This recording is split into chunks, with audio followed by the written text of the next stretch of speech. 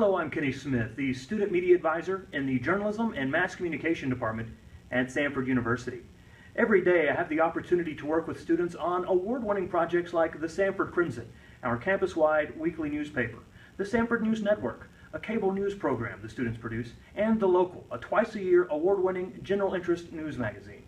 Today I wanted to answer a few questions about photography tips that are often asked of us by high school journalism teachers and high school student journalists. But first, I'd like to tell you a little bit about Samford. Located in beautiful and historic Birmingham, Alabama, Samford University has 5,200 students from 46 states and 32 countries. The last 3 years, Samford has been ranked as the third and fourth best university in the South, according to U.S. News & World Report. Our student-to-faculty ratio is 12-1. In almost every class, you have great opportunities for your professors to get to know you. College Factual calls our JMC program the top journalism program in the state, a top 50 best value in journalism education in the U.S., and one of the top 15 programs in the South. Our faculty and alumni work hard so that our program is considered one of the top journalism programs among U.S. private universities. In journalism and mass communication, our students focus on print and online journalism, broadcast media, public relations, and advertising. Ours is a diverse, exciting program. Our students get results. Our graduates win Emmys. They go on to work at places like ESPN, The Washington Post, television stations here in Birmingham and Louisiana and Houston, Texas. They are editors, book publishers, and reporters. Our graduates are actors, filmmakers, and photographers. They are designers, advertising executives, and media buyers. And they work in traditional offices and news shops and the most cutting-edge media companies you can imagine. They're in cool places like Atlanta, Nashville, Washington, D.C., and New York City, just to name a few. We're very proud of the work our graduates have done and continue to do. And we're equally proud when we have them on campus as students.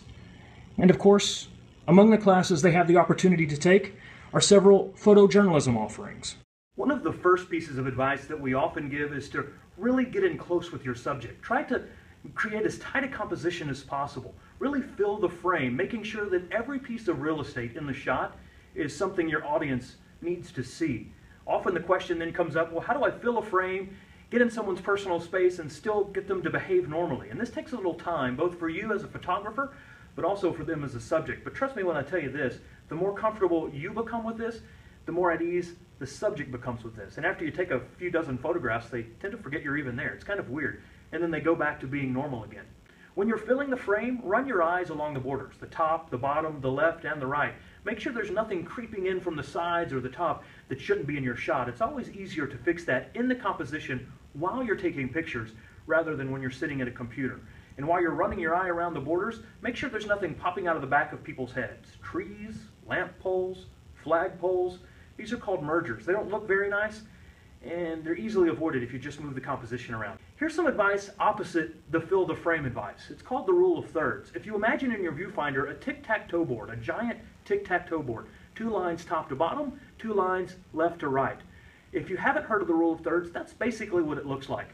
If you imagine those lines there, you put the focal point of your subject on one of those lines. If you're doing a standard horizontal shot like this, it might be a subject over here on this line, a subject over here on this line. If you're doing a shot that shows a wide landscape, a football field, a beach, perhaps the focal point should be on the top line or the focal point should be on the bottom line. And what that does is helps you prevent putting the horizon in the middle of your photograph, which is something that you'll always want to avoid.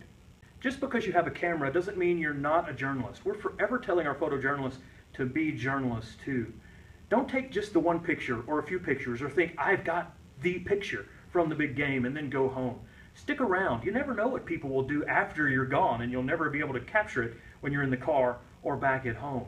See what people do and write things down. This is important for photojournalists to do as well. If you come back without the who, the what, the when, the where, the why, the how, particularly the who in a photograph, you've really sold the job short, and that's not completing the assignment. Get those notes to take back to your editors. They will thank you for it.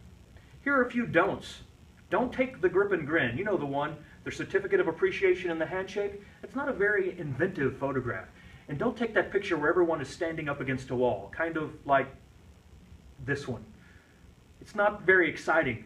The good photographs show action, and we seldom all stand in a row against a wall waiting on a photographer to come along and fix their equipment and take our picture. Finally, some advice that never gets old, no matter how long you've been shooting. Practice, practice, practice. Do you have a new camera? Spend some time learning the bells and whistles. Where are the buttons? Does my thumb go here? Does my thumb go there? How do I make it do this? How does it do that? Will it do these things? What are this camera's strengths and weaknesses? It's going to be a lot easier to find these things out while you're practicing in the yard, on the dog, with the brothers or sisters, with family, with neighbors, than when you're at the big game, than when you're at the campus meeting. You should know that stuff already by then. And I'll leave you with this advice from the Samford Crimson's photo editor. She's forever telling her photojournalists to take lots of photos.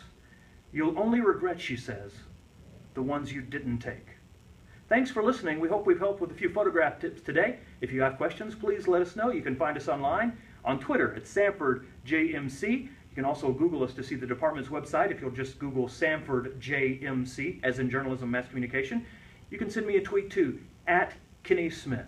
Hope you have a great day. If you have more questions in the future, please let us know.